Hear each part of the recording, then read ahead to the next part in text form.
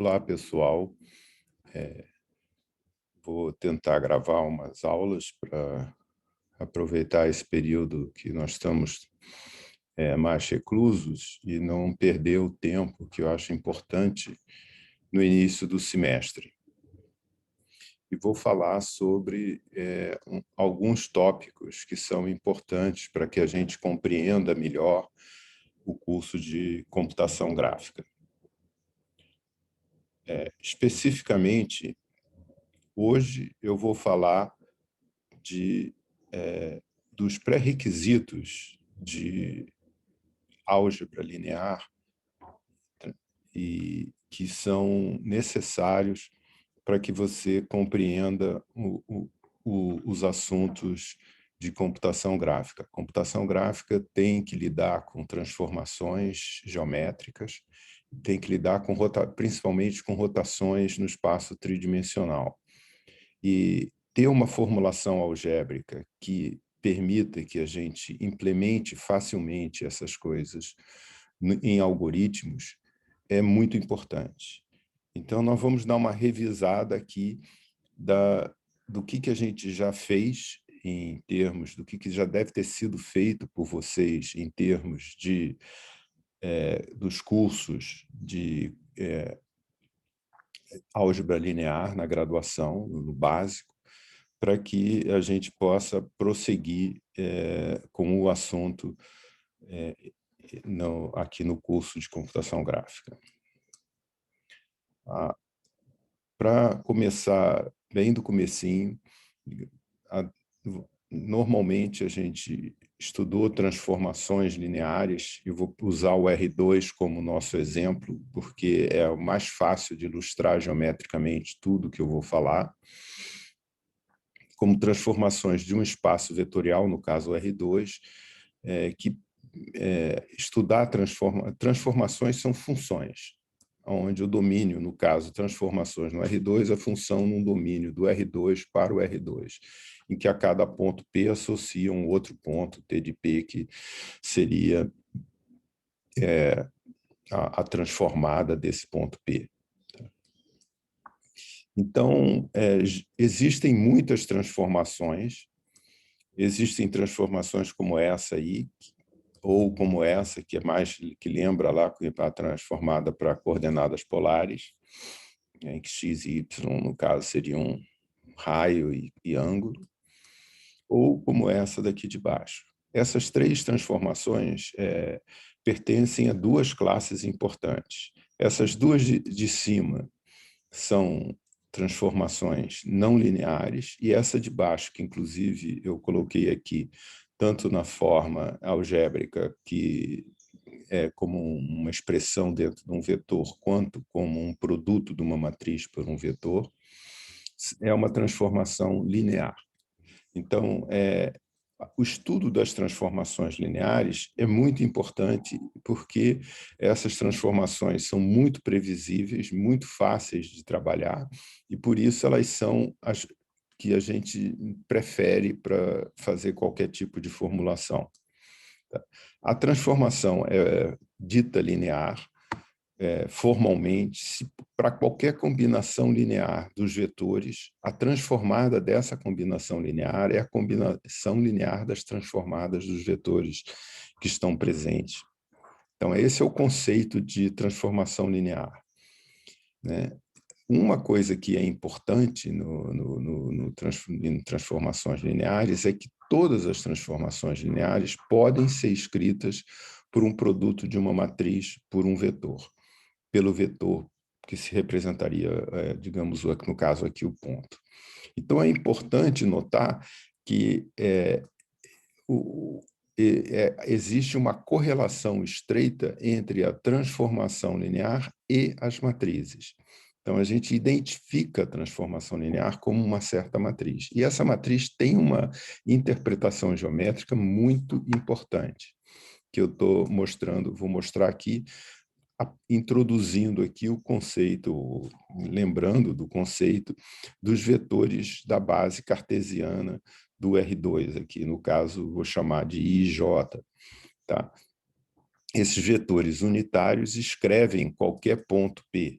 Quer dizer, um ponto P, ele, no fundo, é uma combinação linear desses dois vetores, onde os elementos, os escalares da combinação são as coordenadas dele. Se a transformação é linear, isso quer dizer que a transformada desse ponto P equivale a uma combinação linear das transformadas desses vetores I e J. Isso está escrito aqui da mesma forma. E a combinação linear é a mesma combinação linear que você fez para achar P. Quer dizer, X e Y permanecem. Quem muda é a transformada aqui desses vetores I e J. Se eu faço a hipótese de que o vetor I vai para uma posição genérica qualquer, T de I, que eu vou colocar como nomenclatura disso, ix e y, por exemplo, seriam as coordenadas desse T de I, e o T de J seriam do Jx e Jy, eu posso escrever essa expressão aqui como sendo essa combinação linear que está aqui. E essa combinação linear, claro, pode ser escrita de outra forma, que é essa forma de produto de matriz por um vetor. Isso foi ilustrado aqui no R2, mas é válido para todas as transformações lineares, em qualquer tipo de espaço. Tá? Então, qualquer transformação linear pode ser escrito por uma matriz, e a gente aqui tem até a derivação dessa matriz. As colunas dela são as transformadas dos vetores da base canônica. O inverso também é verdade, dado que uma transformação pode ser escrita por um produto de uma matriz por um vetor, ela, por propriedade de produto de matriz com vetor, ela pode ser escrita como ela é necessariamente linear, ou seja, isso aqui seria que exatamente escreve a definição do que é uma transformação linear. Então, dado que uma transformação é linear, eu tenho uma matriz e essa matriz é única e bem definida, então a gente vai trabalhar com isso. E vou reforçar mais um pouco a ideia dessa questão de que a transformada dos vetores da base são sempre as colunas dessa matriz. Por exemplo, se eu faço esse produto aqui dessa matriz ABCD por um vetor 1, 0, vai ser A vezes 1 mais C vezes 0, numa linha. E na outra vai ser B vezes 1 mais D vezes 0. Vai dar a primeira coluna.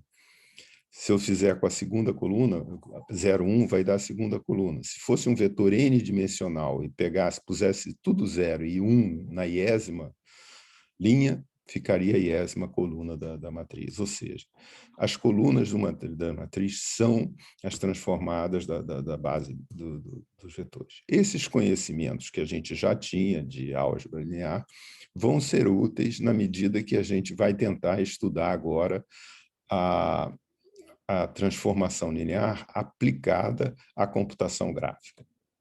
Claro, as transformações que geralmente são importantes na transformação linear são escala, rotação e translação. São as mais que geralmente servem para você pegar um objeto, colocar ele no tamanho certo, rodar ele para a pose que ele fica e colocar na cena onde ele está. Então, vamos estudar cada uma delas. A escala é uma transformação muito simples, onde as coordenadas são multiplicadas por um fator. No caso aqui, eu estou falando de escala uniforme, tanto em x e y. Existe a escala não uniforme, mas não é tão aplicada. Aqui, se S é maior que 1, eu aumento o objeto. Se S é menor que 1, eu reduzo o objeto. Tá? Então, a transformada de uma escala uniforme é simplesmente você ter uma matriz T de x é igual a SX, T de P é igual a essa matriz diagonal, com a escala na diagonal, vezes o vetor. Isso é muito simples, não precisa uma outra coisa. É interessante notar que nós temos uma condição para a escala de que o S seja maior que 0, porque se ele é menor que 0, em especial se ele é menos 1, ele faz uma outra transformação geométrica, que é bem diferente de uma escala. Por exemplo, se eu multiplico todos os x por menos 1, o que acontece com a imagem é que ela fica refletida em torno do eixo Y. O X muda de direção. Se eu faço ao contrário com o eixo Y, eu vou fazer um espelhamento em torno do eixo X. E é claro que eu posso fazer em torno dos dois eixos também. Mas, então, essa matriz diagonal, com os fatores que aqui na diagonal, elas pressupõem que esses fatores sejam maiores que zero. Quando eles são menor que zero, em especial quando ele é -1, eles correspondem a espelhamentos, que também é uma transformação linear importante. A rotação é uma outra transformação, como eu disse, que é importante. Como é que eu posso achar uma matriz que rode esse objeto de um certo ângulo θ, por exemplo? Aqui eu vou usar aquela propriedade que eu enunciei há pouco tempo, que é que, para descobrir a matriz, basta eu saber como vão os vetores da base depois que você aplica essa transformação nesses vetores. Ora, se eu aplicar uma transformação de rotação de θ graus no sentido trigonométrico, eu vou ter os vetores nessas posições que estão aí. Eles vão ficar rodados, continuam unitários, e aí a coordenada x, por exemplo, de t de y vai ser cosseno θ, e a coordenada y vai ser seno θ. A mesma coisa acontece aqui com o vetor j, que roda de θ para cá, a coordenada x fica menos seno θ, e a coordenada y fica sendo cosseno θ. Logo, a matriz é essa que está aqui. Você vê como é fácil calcular a matriz de uma transformação geométrica com base nessa propriedade. Se a rotação fosse no sentido trigonométrico, tudo aconteceria ao contrário, só que seria exatamente cosseno menos seno, mais seno menos cosseno, que é a transposta dessa matriz. Aliás, é uma coisa que também a gente deve destacar. Rotação, geralmente, são matrizes ortonormais. São matrizes cuja transposta são as inversas delas, né? Então, isso também era um conhecimento que a gente aprendeu lá na álgebra, que é importante aqui para que a gente carregue mais adiante. Eu queria fazer um exercíciozinho agora com vocês sobre uma ideia de, por exemplo, vamos supor que eu esteja enxergando uma janela dessa forma que está aqui, onde esse triângulozinho ilustra isso no R2.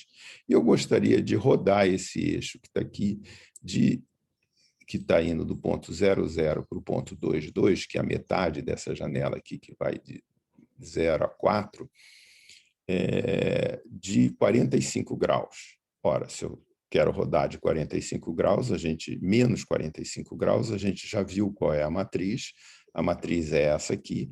Basta colocar menos seno 45 graus, menos θ igual a menos 45 graus nessa forma. Vai me dar aqui raiz de 2 sobre 2, aqui ficaria, porque cosseno de menos 45 é igual a cosseno de 45, mas o seno é uma função ímpar. Quer dizer, quando o ângulo é negativo, ela troca o sinal. Cosseno é uma função par. Então, aqui a gente tem, acaba com essa matriz aqui, que vai ser aplicada a esse triângulozinho que está aqui.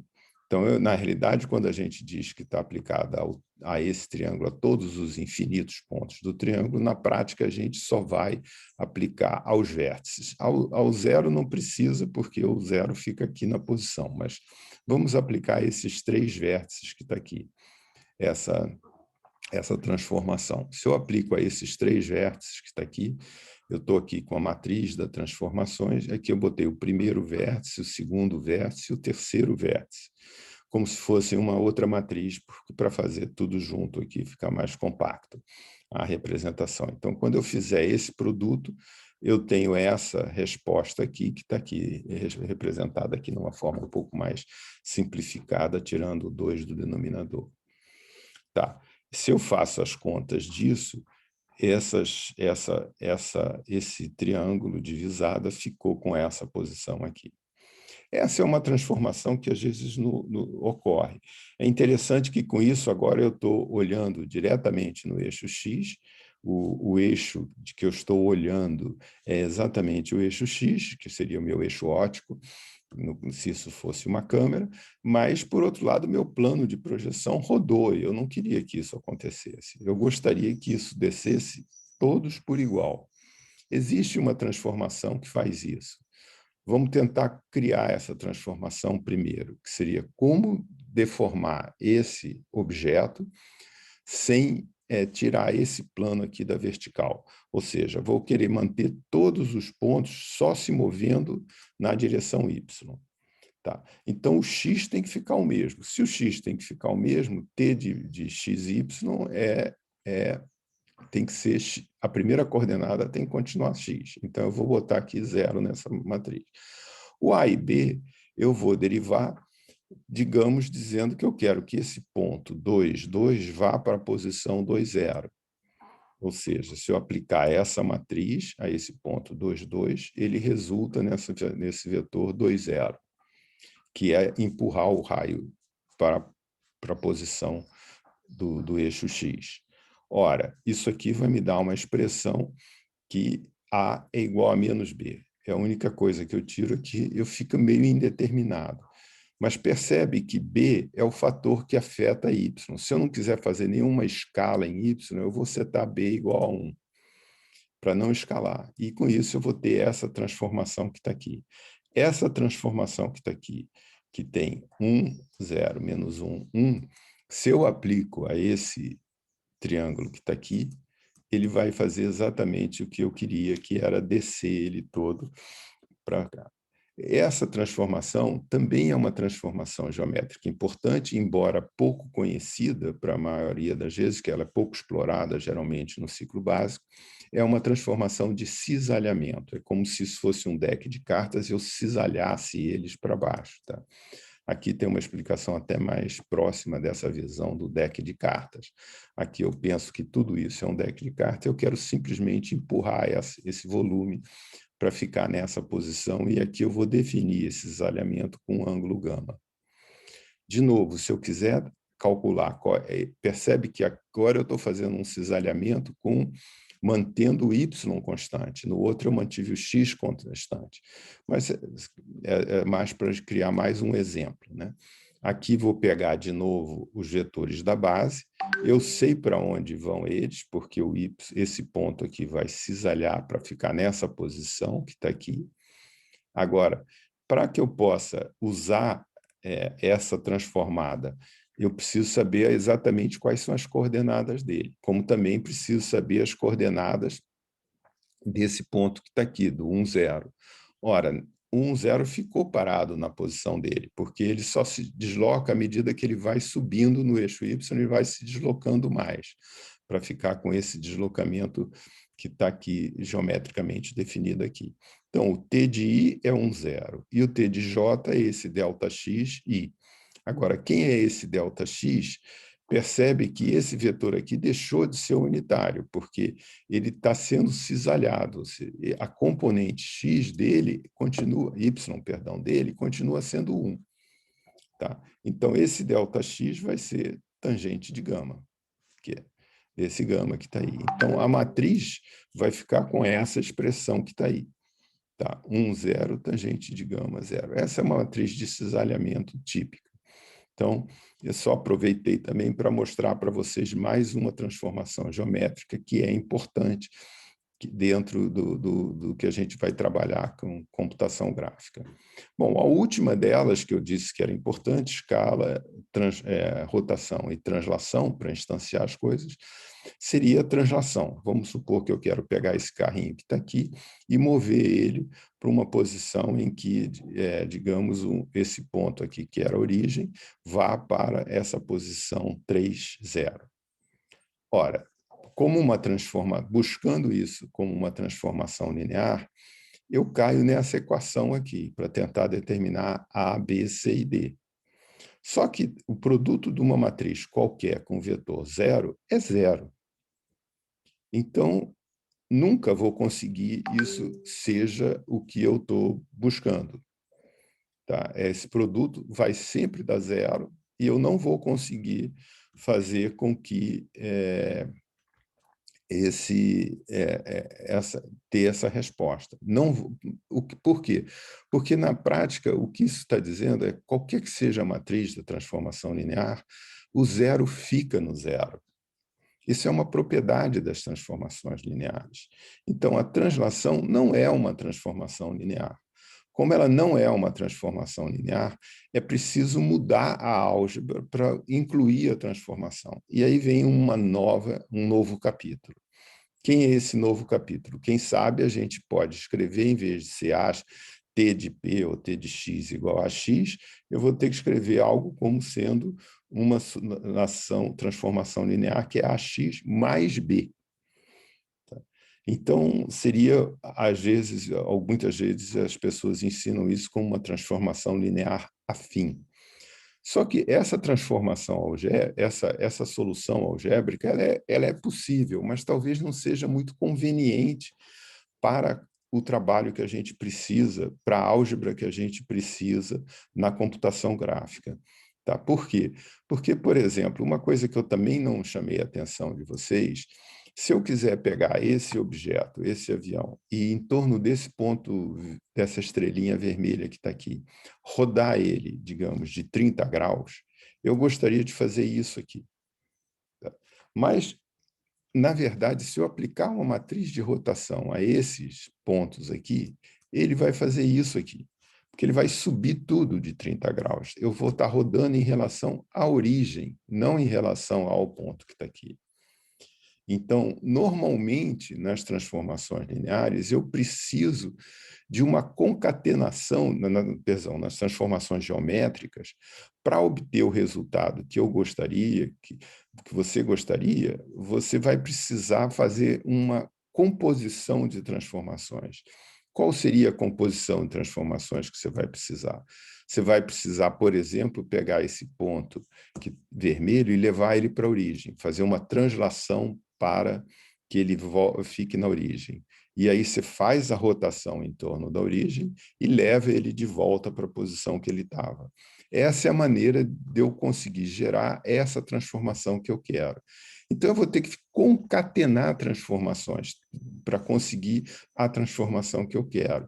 E esse modelo de ter uma transformação escrita por AX mais B fica meio chatinho de concatenar uma com a outra, por exemplo. Nesse caso aqui, eu faço x1 como uma função de x e x2 como uma função de x1. Então, isso acaba gerando aqui uns binômios que são ruins para que a gente trabalhe. Tá? Então, em função disso, no próximo vídeo, eu vou falar sobre uma outra maneira de abordar essa questão. Quer dizer, a transformação linear cartesiana, que é essa que eu acabei de apresentar aqui, ela é importante a gente ter nos fundamentos delas, mas ela não vai ser a solução que nós estamos buscando. Então, até breve, pessoal.